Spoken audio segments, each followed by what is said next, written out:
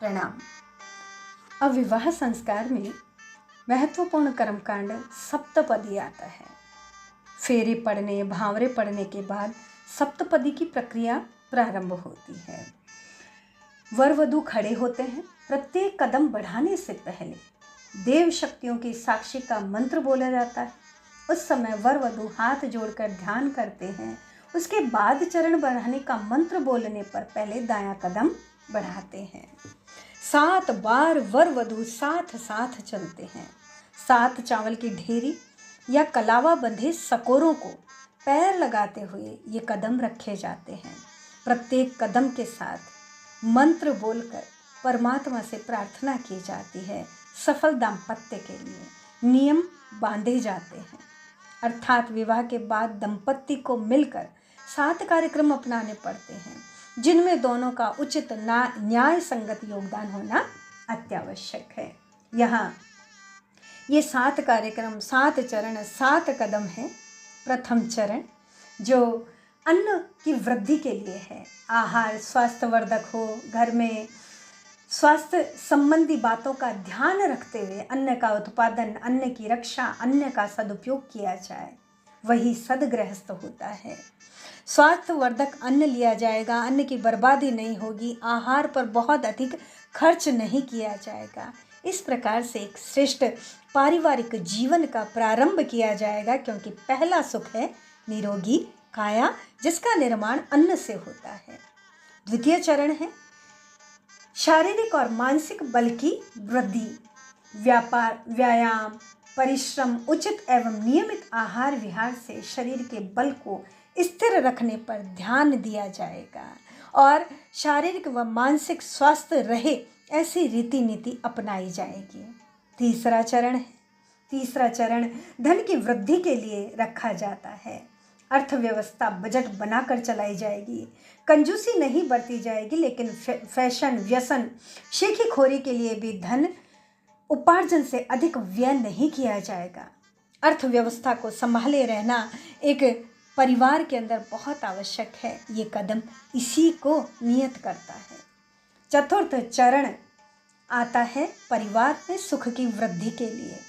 विश्राम, मनोरंजन, विनोद का वातावरण परिवार में बनाए रखे जाएगा, ताकि गरीबी में भी अमीरी का आनंद मिले और परिवार में सभी प्रसन्न चित्त रह सके। मुस्कुराने की आदत डाली जाए, हंसते हंसाते जिंदगी कट जाए। और 5वां चरण परिवार के पालन के लिए नियम निर्धारित करता है। छोटे बड़े सभी के साथ परिवार में समुचित व्यवहार रखा जाएगा। आश्रित पशुओं और नौकरों को भी परिवार माना जाएगा और उनकी भी समुचित देखभाल, सुरक्षा और सुख शांति की व्यवस्था की जाएगी, प्रयास किए जाएंगे। कितनी सुंदर व्यवस्था है। और फिर 6वां चरण आता है ऋतुचर्या का। ऋतुचर्या अर्थात संतानोत्पत्ति की ओर ध्यान देना, लेकिन यहाँ काम वासना को दूर रखकर संयम को बढ़ता जाएगा। गृहस्थ में रहकर भी ब्रह्मचर्य का समुचित पालन किया जाएगा। पति पत्नी दोनों एक दूसरे के साथ ही सहयोगी मित्र बनेंगे। कामुकता के सर्वनाशी प्रसंगों से जितना हो सके दूर रहने का प्रयास करेंगे। संतान उत्पन्न करने से पूर्व 1000 बार विचार करेंगे कि अपनी स्थिति संतान को सुसंस्कृत बनाने के योग्य है अथवा नहीं, और अगर है तो फिर मर्यादा में संतानोत्पत्ति करने के साथ आओगढ़े संस्कारवान पीढ़ी के नियमों का पालन करके महामानवों के स्तर की संतान उत्पन्न करने के लिए प्रयासरत हुआ जाएगा।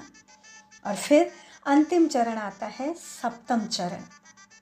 7वां कदम मित्रता को स्थिर रखने और बढ़ाने के लिए परस्पर पति पत्नी सम्मान व स्नेह में सदैव वृद्धि करते चले जाएंगे। एक पक्ष दूसरे की भूल का उत्तर कठोरता व कर्कशता से नहीं, वरन सज्जनता, सहृदयता के साथ देगा। और इस प्रकार से सेवा, सौजन्य, क्षमा जैसे शस्त्र परिवार के पालन पोषण के काम में लिए जाएंगे। सप्तपदी में 7 कदम बढ़ाते हुए इन 7 सूत्रों को हृदयंगम करना है। इन आदर्शों और सिद्धांतों को यदि पति पत्नी द्वारा अपना लिया जाए और उसी मार्ग पर चलने के लिए कदम से कदम बढ़ाते हुए अग्रसर होने की ठान ली जाए तो दाम्पत्य जीवन की सफलता में कोई संदेह नहीं। कितनी सुंदर है भारतीय संस्कृति की संस्कार परंपरा, जिसमें एक गरिमा है, एक निष्ठा है और एक श्रेष्ठता है। प्रारंभ होने से पूर्व ही ऐसे नियमों की प्रतिबद्धता है जो सफलता को सुनिश्चित करती है। क्रमशः धन्यवाद।